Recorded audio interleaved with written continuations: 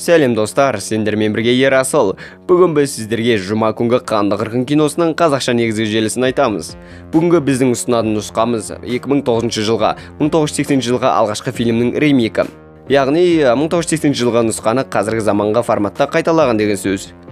Бұл туынды сыншылардан көп сөгіс естіген және көпшіліктен сондай жақсы баға алмаған. Өйткені сол жылдары хоррор әлемінде бір жалықтыратын бір-біріне ұқсас 1040 фильм шыққан. Сол кездердегі киноны екі топқа бөлуге болады. Біріншісі, бір отбасы жаңа бір қала шетіндегі үйге көшіп келеді, сөйтсе ол үйде бір жын ба, шайтан ба, елес па бірдеме бар болып шығады. Содан сол әлгі бәле тарс-тарс етіп әуемен шығып келеді, содан кино аяқталып кетеді.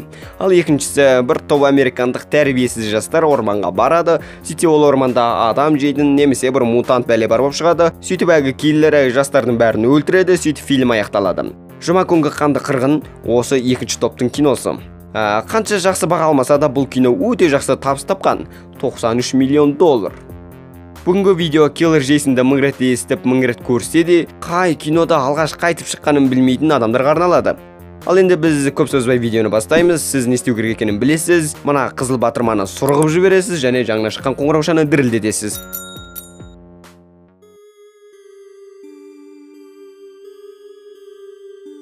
Кино 1980 жылғы Хрустальды көл лагеріндегі оқиғамен басталады.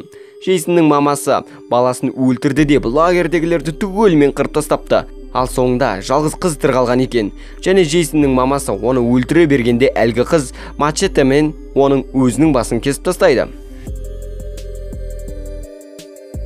Бірақ бала Джейсон өлмепті. Ол мамасының өлгенін көріп, мачетаны қолына алып кетіп қалады. Одан кино осы уақытқа ауысады. Бір орманға келген бір топ жастарды көреміз.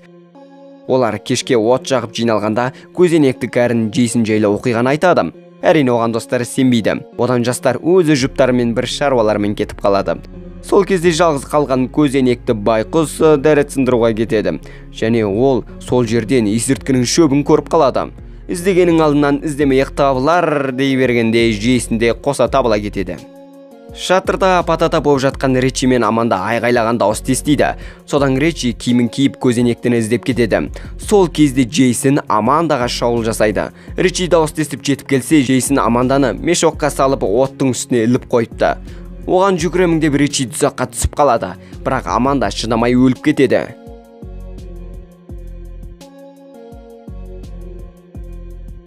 Сол кезде келесі жоп Видней мен Майка ескі лагерді аралап кеткен болатын. Және олар Джейсонның бала кездегі ең үйін тауып алады.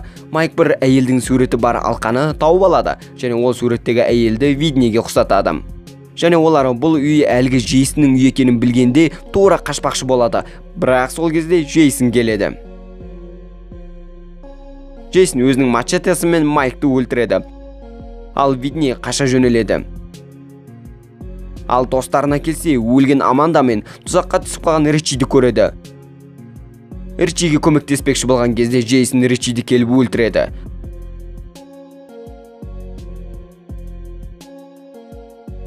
Осылай кино басталады. Одан біз 6 аптадан кейінгі оқиғаға көшеміз.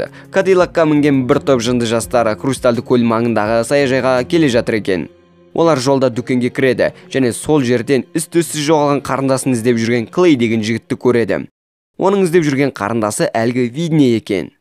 Ей, братан, жоғалған қарындасынды қайтейін, кезекті берсей? Кешірім өтінем. Түк өтпейді.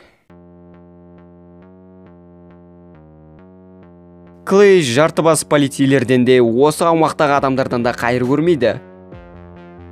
Ал Джейсон өз ісін жалғастыра береді. Және ол осы жердегі механик кәрінді өлтіреді. Осы сайтан алғыр, братан түріңе не өп кеткен?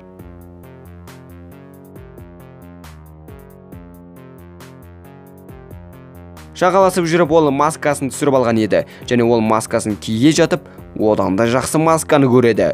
Әрине ол хоккей маска!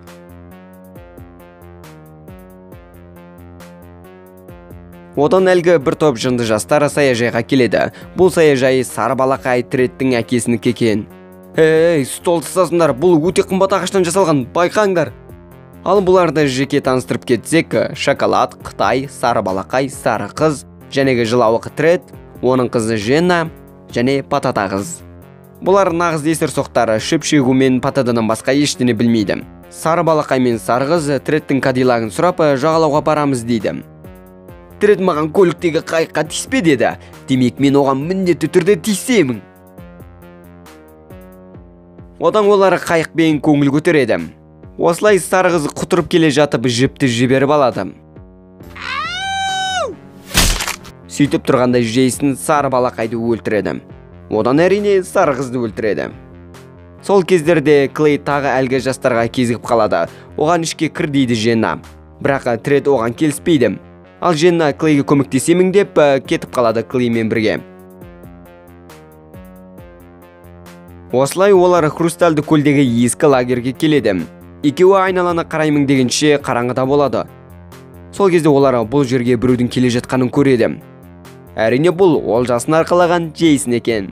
Джейсон бұл жерде әлдекімдердің бар екенін сезіп, жарық жағып іздей бастайды. Ал Клей мен Женна қаша жөнеледі. Ал саяжайда жынды жастар мас болып құтырып жатқан еді. Сол мас болған Қытай столды сындырып қояды. Оны көрген Трент жылай кетіп тез жүрдіңдер деп айғайлайды. Солайша Қытай құрал саймандарға кетеді. Ал Трент әгі патата болмай кетеді.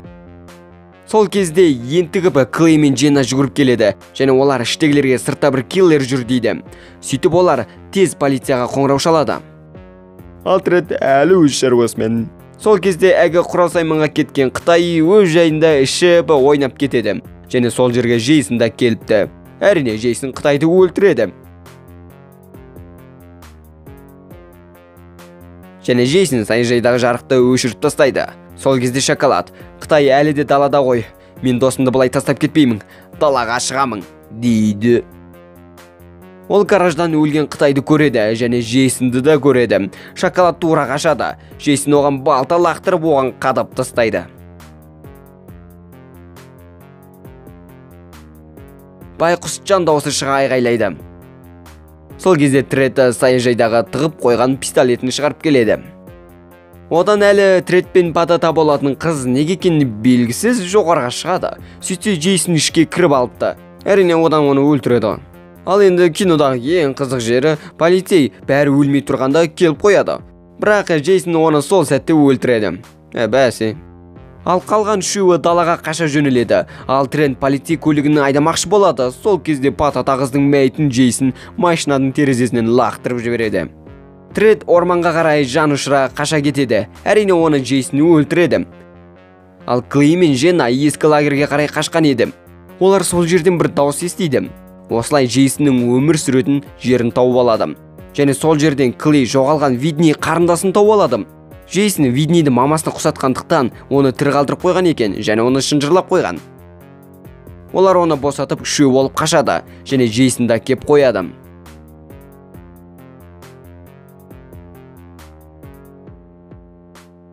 Олар қашып жүргенде Женнаны Джейсон өлтіріп үлгереді.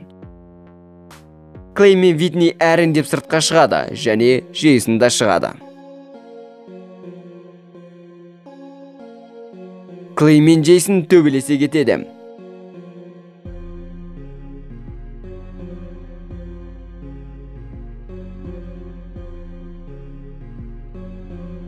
Джейсон.